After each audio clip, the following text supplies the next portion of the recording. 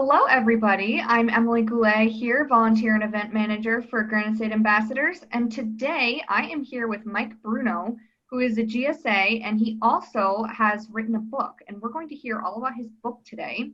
So, Mike, if you could tell us a little bit about yourself and what you do for work and your day job and your book, just tell us a little bit about yourself.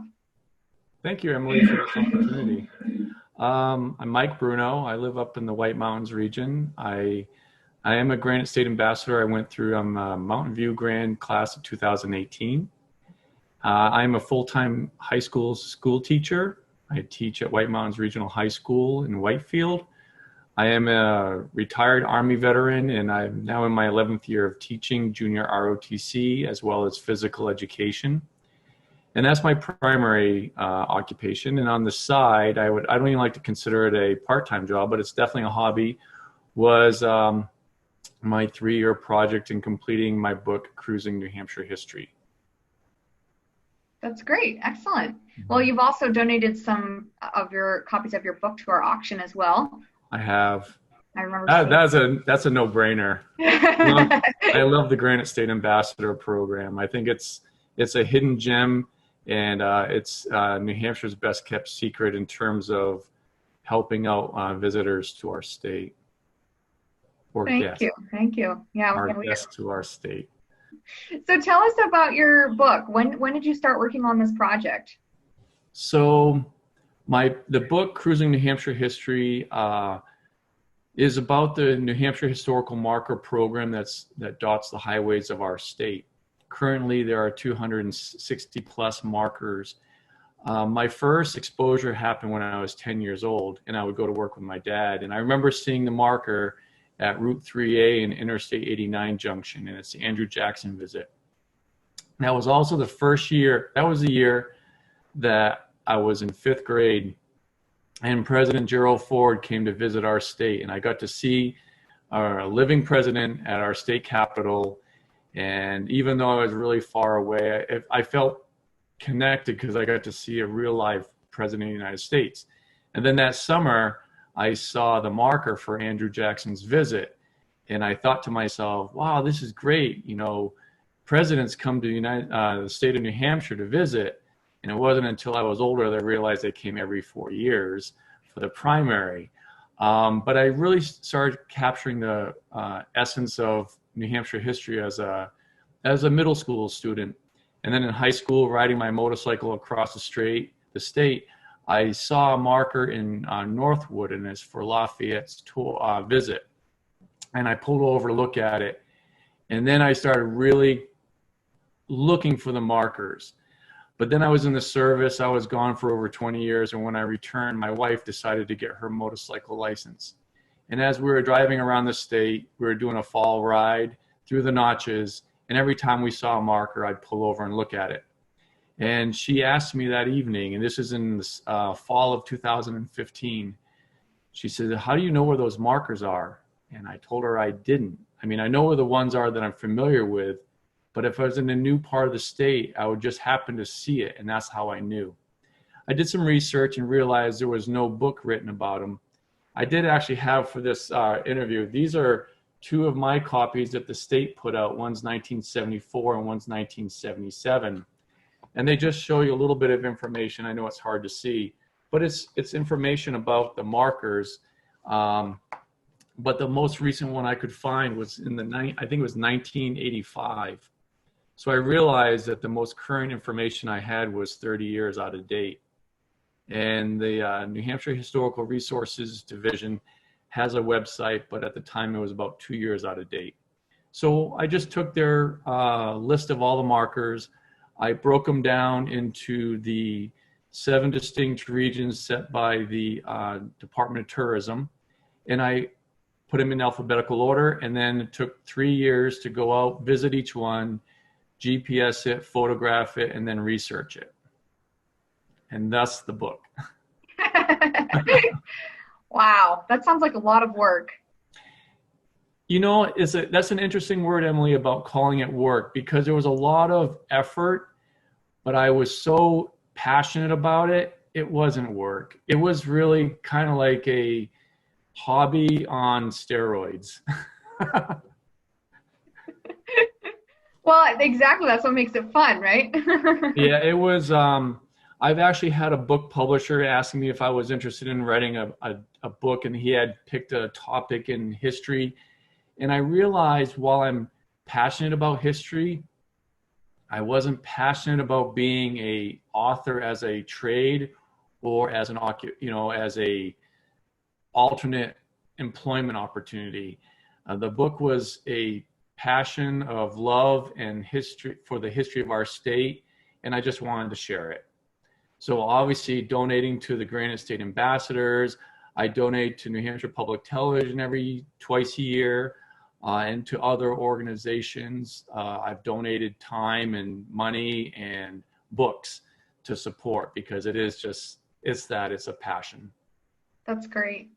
So you talked a little bit about your process of writing the book and gathering your information. Can you tell us a little bit more about some more details about the research that you also did? I mean, you talked about some of the places that you got your sources from. Mm-hmm.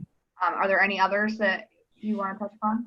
So obviously I used the state had a list, and I actually worked with the Historical Resources Office to find information because the list wasn't always accurate. And it's because the marker program is a collaboration between Department of Transportation and the Department of Cultural and Historical Resources. And the two, the historical department does the vetting of the markers, but the installation and upkeep of the markers is Department of Transportation. And that was all set back in 1955 in legislation. So the Historical Resources Office doesn't always know if the signs were in the right location, if they were missing, or if they were damaged, or just simply needed repair. So I tried to collaborate with the state as much as I could to share that information. And I found that once the word got out that I had taken on this project and visited all the markers, I would get requests from state officials asking me questions about, do you know anything about this marker, because a constituent had asked. And it felt pretty good to be considered a person that's not a state official, and they were asking me for my suggestions. But again, I did it just because we as a state, we're showing off our state's history just by driving down the road. And I've used historical societies. I've visited town offices and a lot of research libraries I would visit, because a lot of our libraries in our states have very rich displays of material that I could use for research.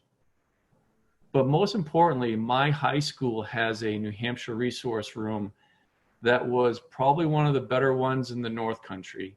And, I was taking out books that probably haven't been taken out of the library since the 1980s, but it was such a great resource. And I was very grateful for my school allowing me to use the resources to do my research. That's great. That's great. It must have been quite the process. It was interesting. It was fun. Yeah, that's great. So if you could talk to guests coming to our state about your book, why do you think your book would be useful for these guests? If I was to look at it as talking to guests to our state, it depends on what they came for. But a lot of our guests, they ride our roads because they're so scenic. I've been invited to Scenic Byway Commission meetings. I've done discussions. I had opportunities to share my book on New Hampshire Chronicle as well as Boston Chronicle. And I find that you're not limited to the state of New Hampshire for folks coming up or coming from outside of the state that have a passion for history. And when they see that marker, they'll be curious, and they'll be curious enough to stop and pull over and look at it. And realizing that I've actually had individuals that carry the book in their car. So as they go up to see a marker, because each marker is limited to 12 to 14 lines, and each line is limited to 45 characters.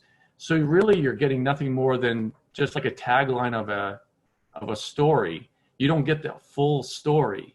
And that's what I tried to capture in the book, was the expanded story that's outside the limits of the 12 to 14 lines of text that are on those markers.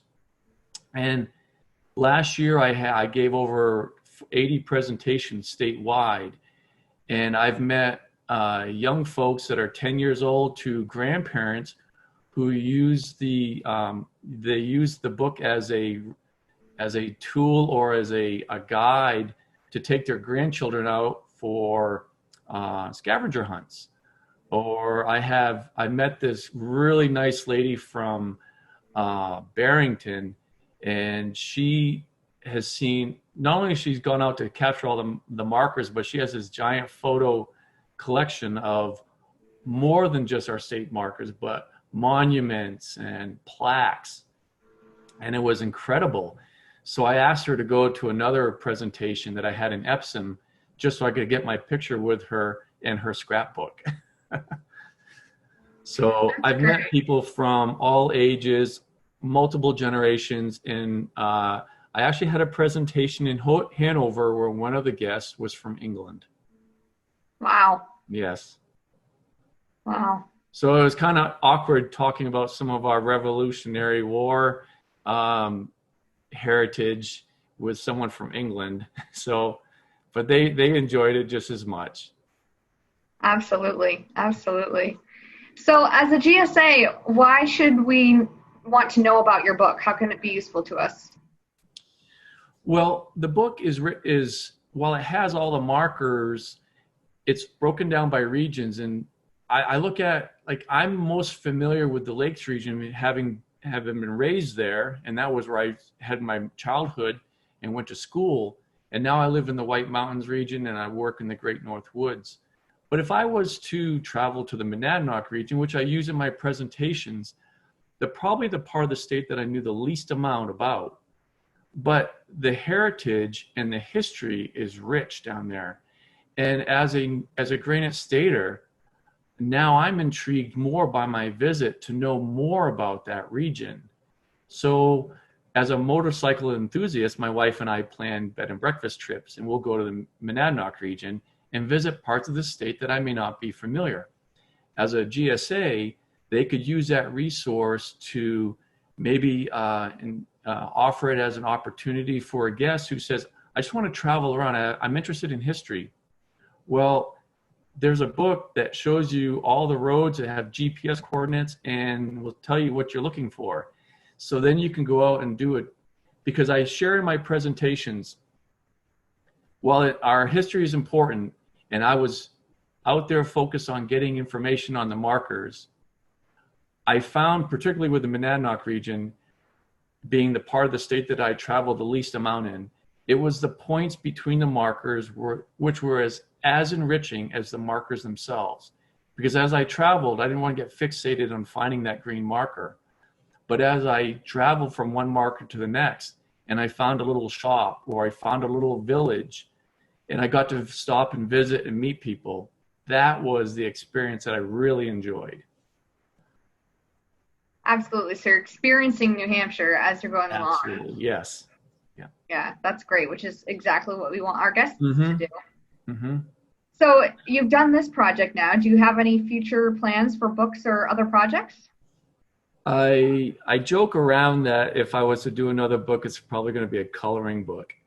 But interestingly, I said that to a North Country icon named John Harrigan. And when I said that, he said, you realize there is a market for coloring books. So now I'm thinking, well, wouldn't that be nice to have a nice, regional history coloring book? But I need someone that knows how to draw. So I don't really, again, I was never considering the title of an author as part of my resume, but I would like to think that if something else strikes my interest, that I'm not going to be fearful about taking it on.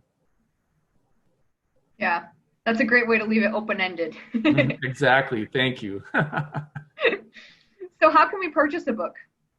Well, the first and foremost, I would ask that anyone looking for a copy of the book to go to any of the independent bookstores in New Hampshire. While it is available on Amazon, the most recent edition, and they're all the same edition, but I'm on my 4th printing. And the most current printing, it cost me a little bit more, but I actually printed in New Hampshire. The quality is much nicer. And I found that going on some of my presentations around the state and then hearing from folks, I found that I had some errors in my first print. So I've made the corrections. So if you go to any of the local bookstores, you will get, and I say local because some of the box stores have the first print because they buy them through the big conglomerate where everyone buys their internet stuff from. But I won't say their name. But the local bookstores all have the most current edition. They buy from a local person up in Littleton, Boncliffe Books. And Mike up here distributes to all the bookstores. Matter of fact, I track Gibson's and Concord's down to 3 copies now. So they're one of my best customers. But any independent bookstore would be, I would hope that they would use a New Hampshire independent bookstore. That's great. And another way to support local, right? Absolutely. Absolutely. Is there anything else you'd like to share with us? My website is www.cruisingnewhampshirehistory.com. I do want to share, I do carry this with me on all my presentations. Kelly gave me a bunch, and I would love to track how many of the people at my presentations. I've had a lot of people take this, and I'm curious on how many people will actually follow through. But I find a lot of folks that are very interested in our state's history. That's why they came to the presentation in the first place. But they just love the Granite State in general. And I do get a lot of retirees. So I think it's a great market. I've been doing my best to market the Granite State Ambassador Program. And I did have a lady who came to my presentation in August, and she made me this. She quilted a New Hampshire historical marker sign. It's so cute. She asked me not to let her name, let people know, but I bring it to all my presentations to sit up on my table. It's a kind gesture that, you meet these folks and they share their stories. And one of the other things, if I can end it with, is I tell folks that we all know of history in our state, and we all see the markers, but realize there is no one set person in our state that creates the markers. They rely on the citizens and organizations in our communities to do it. And in 2018, I had proposed a marker and had it installed in my community. And I share that in my presentations. I met a gentleman named Paul down in Dover, and he approached me about Senator John Parker Hale and why he doesn't have a marker, even though he has a statue on the state capitol grounds. And I told him, I don't know why, but anyone can put forth a marker. That January of 2019, he sent me his draft copy. And in the third week of May of 2019, he shared with me his final draft that he submitted to the state. And last week or the week before, so in April of 2020, the marker was installed in front of the Senator John Parker Hale home in Dover. And if I can, I'd just like to show a copy of it. Sure. I don't know how good it will show up here, but that is the book. All the pictures of my own, and it's $20 at bookstores. For a book that's that thick, it's a bargain. So hopefully some viewers will be interested and check out some independent bookstores and pick up a copy. Excellent. Thank you so much. You're welcome, and thank you for the opportunity.